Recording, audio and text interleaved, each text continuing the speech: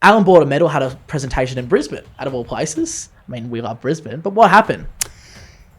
Well, it was quite an unusual night, Mike. It was last Friday night. Normally the Alan Border Medal's in Melbourne with bells and whistles on it. It's been interstate a couple of times, but it was much late. It should have been held last January or February in a room full of basically just the players. Travis Head won it wearing a jumper and a white T-shirt underneath it, and Alan Border, who was dressed in a suit, presented him to it. It was seen by a lot of people, myself included, as humiliating for Border, one of our greatest players. Is that what the medal's come to? Can you imagine the Brownlow medal, one of the past winners like Nate Fyfe, receiving that award in December and going up, casually dressed? And the thing is, once you demean a medal like that, you never return it to full glory. It could never quite be what it was because everyone remembers the night where it was a bit of a parody of itself. So Ian Healy said today, Mike, on SEN Radio, that he said the NRL are planning to buy a plane and have a global round in places like Japan. We're having a sausage sizzle for the Border medal. And I reckon he got it right. Well, mate, I didn't know it was even happened until you and I spoke about it this morning. And usually it's great. You get your photo ops out of there and then people do, we end up talking about it for days after. Man, I didn't know about it until I rocked up this morning. I was having my coffee. Cricket has to be careful, Mike. You did right. Like when I grew up, cricket was dominating the media everywhere. But rugby league and AFL are crunching the season smaller and smaller. These are the moments, the Border medal, you've got to celebrate. They've got to be big and boisterous. They've got to matter. So cricket has to learn from this. It can never happen again. While we're talking about cricket, do you think that's because of a broadcast issue? I mean, it's like, I think when a lot of people think of cricket, they think of the classic 9 Wide World of Sports, the theme that goes there. Do you think that cricket might be losing it because it is on Channel 7? No, I think that the jewel of Channel 7 and Fox, and particularly Fox, their commentary is outstanding, is working for the game, but it's so fragmented with so many T20 competitions, no one's sure where players' loyalty lies. Everything's split at the moment, and there's privatisation. Do we sell the Big Bash? Don't we sell the Big Bash? Money seems to be everything.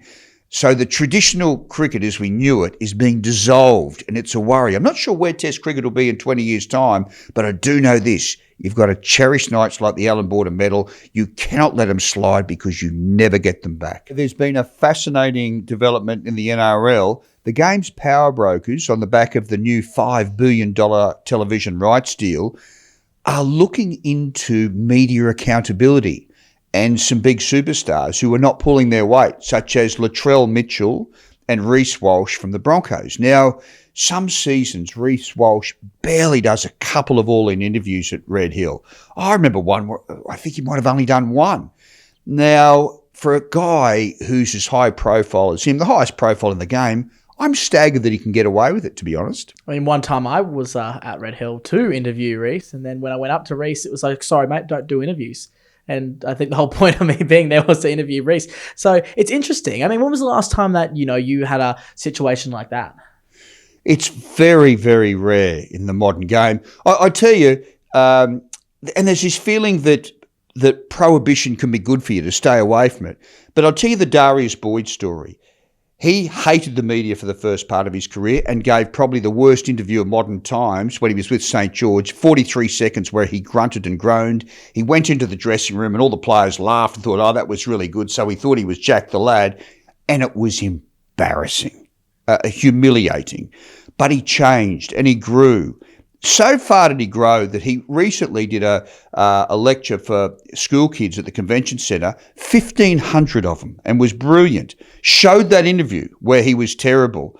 And it just shows you how media exposure, you can develop as a human being from it, But in America, Reece Walsh, if he was a baseballer, they play 162 games a year, and you have to be available before and after the game. So that's 328 media times, media opportunities. Now, they're not available every time, but a lot of that. So you would never get away with that in America, Mike. Now, I think, but you and I talk about it from a media perspective, but also fans love to hear from these players off the field. They love to hear these stories. They love to hear that. It helps players connect with fans more, but also longevity for a player after their career. A lot of them then go to media careers. I mean, look at what Sam Thaiday did. I mean, I consider Sam Thaiday to be one of the best.